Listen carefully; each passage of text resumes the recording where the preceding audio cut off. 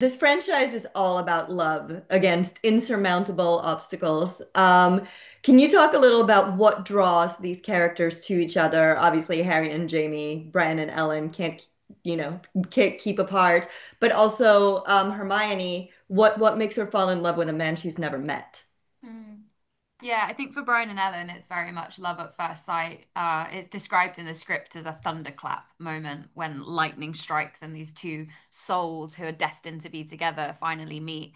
So yeah, I think they fall in love with each other before they even know who each other is.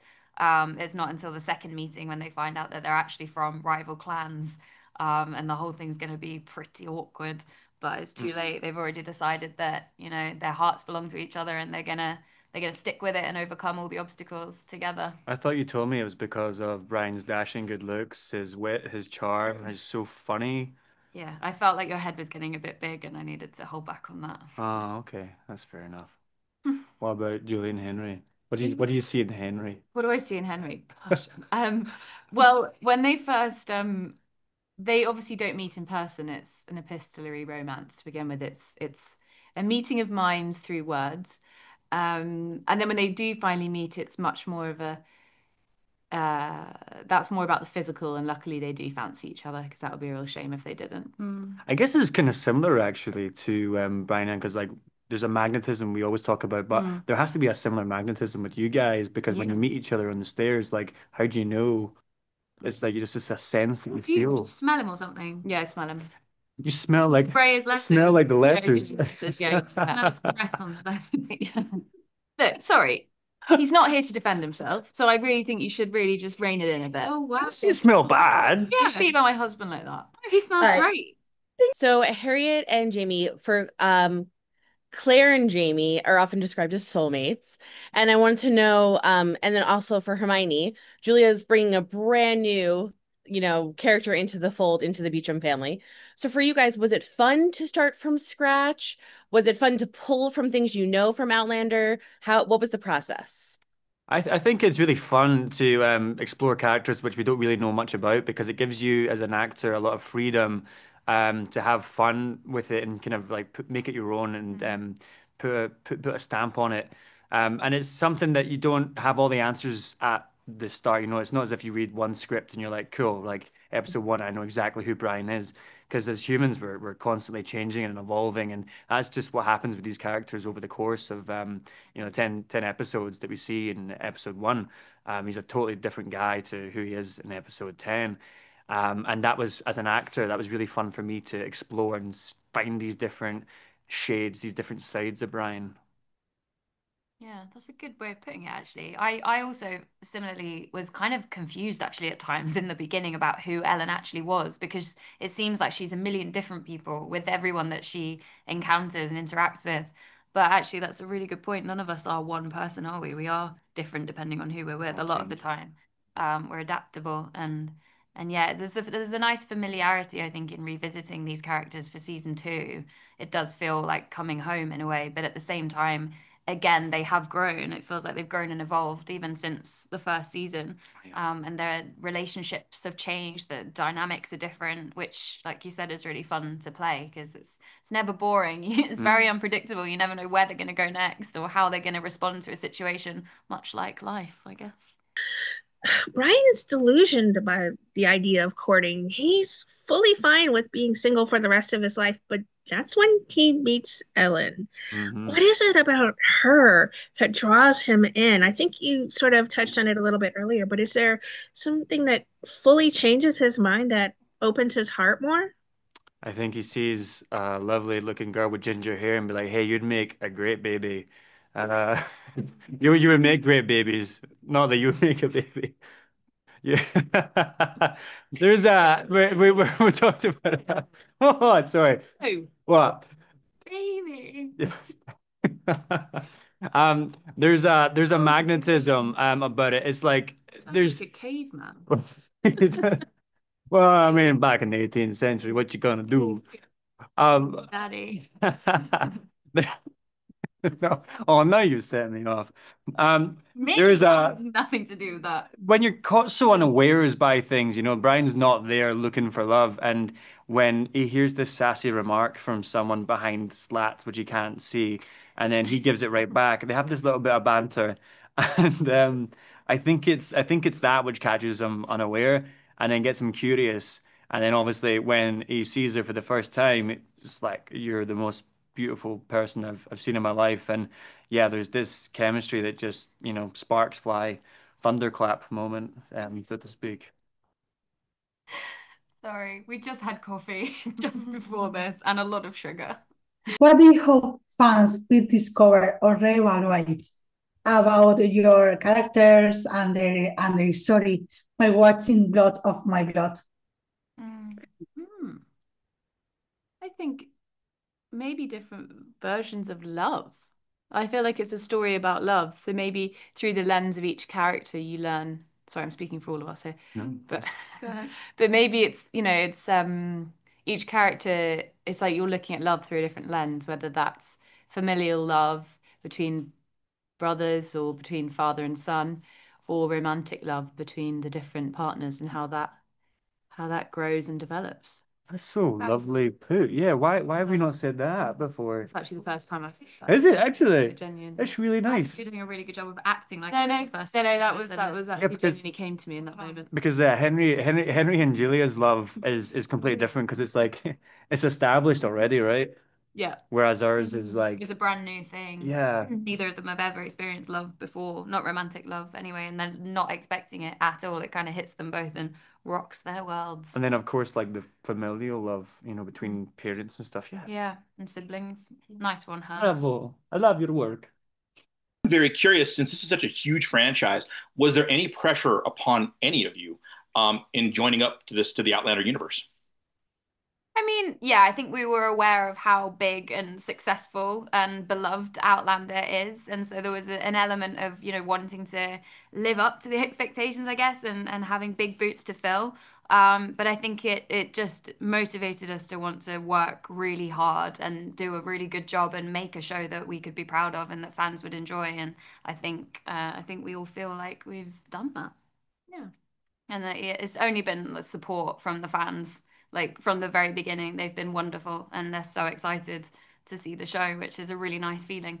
And the support and the acceptance from like Sam and Katrina, Mm. like they've been so lovely, and Richard and Charles, like literally everybody Sophie, has just been so supportive of us and want us to do a good job. So that means a lot, because they could easily be, bitter and not care and Yeah. just and not want to say anything, but no, they've been really really lovely. So all your characters are reluctant romantics, but I feel as if all your characters in modern times would definitely be out and have date nights with all of your loves. What do you think for each of your characters would be the perfect date in modern times? Where would they be going in 2025? Oh, Oh, question. wow, okay. I think Henry and Julia would go to a poetry reading night.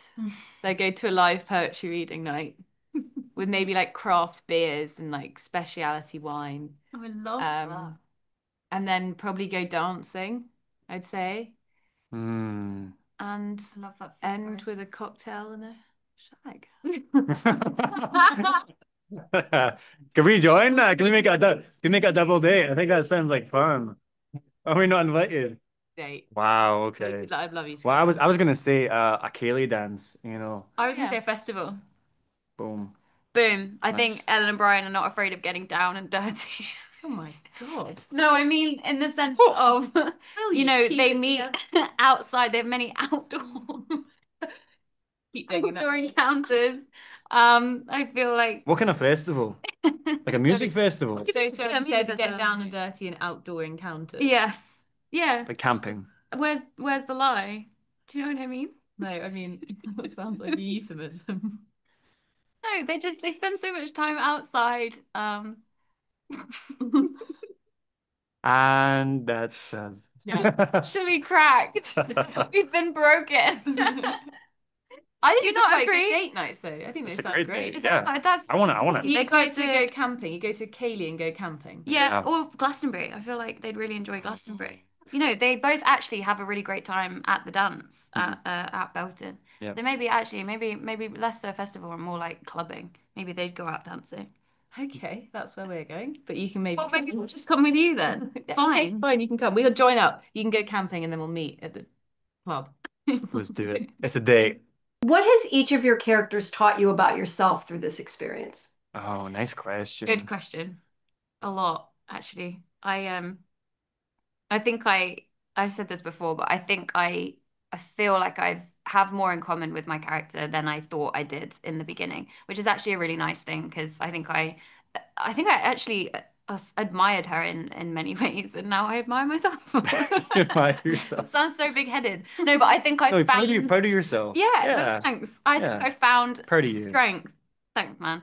I think I found a lot of strength through her and realized that, I think I trust myself and my voice a lot more now than I did in the beginning. So that's Cool. nice. That's really sweet. I think Brian has a really strong sense of stoicism, you know, like controlling what he can control and accepting everything that he can. And I think that's something I've honestly, since I've started this job auditioning, like really tried to put into my own life. And it's great if you've never tried it. Like it's a lot of stress relieving because it makes life so much easier and simpler when you're just like, I'm stuck in traffic. Well, there's nothing I can do about it. Because I used to get mad road rage. Wow. Mad road rage.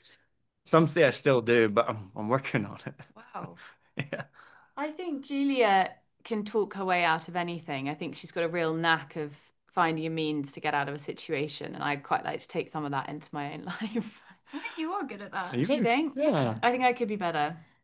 That sounds sneaky, but I mean that in a good way. I mean, I'd never find myself necessarily in the situations that Julia finds herself in, but I do think she has a knack for maneuvering around scenarios quite a skillful way.